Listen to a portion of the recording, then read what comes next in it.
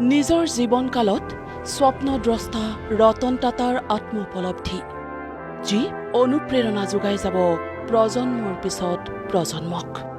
শুদ্ধ সিদ্ধান্ত লোৱাত মই বিশ্বাস নকৰোঁ।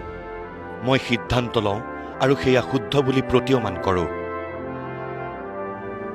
একো বস্তুৱে ধ্বংস কৰিব নোৱাৰা লোহাক ধ্বংস কৰে নিজৰে মামৰে। ঠিক সেইদৰেই এজন ব্যক্তিক তেওঁৰ মানসিকতাৰ বাহিৰে বেলেগে ধ্বংস কৰিব নোৱাৰে। আনৰ লগত বাৰ্তালাপ কৰোঁতে কেতিয়াও সৰলতা, সহানুভূতি, সমবেদনাক অৱমূল্যায়ন নকৰিবা। যদি তুমি খৰকৈ আগবাঢ়ি যাবলৈ বিচাৰিছা, তেনেহ'লে তুমি অকলশৰীয়াকৈ খোজকাঢ়া। কিন্তু যদি তুমি দূৰলৈ যাবলৈ বিচাৰিছা, তেনেহ'লে সকলোকে লগত লৈ আগবাঢ়ি যোৱা। তোমাৰ কাষলৈ সুযোগ আহিব, তাৰ বাবে অপেক্ষা কৰি নাথাকিবা। নিজৰ সুযোগ নিজেই সৃষ্টি কৰা।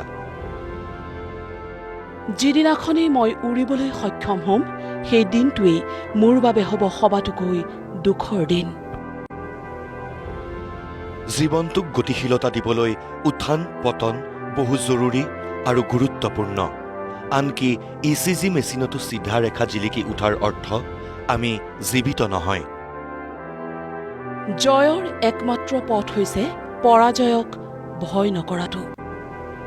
চেষ্টা নকৰাটোৱেই আটাইতকৈ ডাঙৰ ব্যৰ্থতা।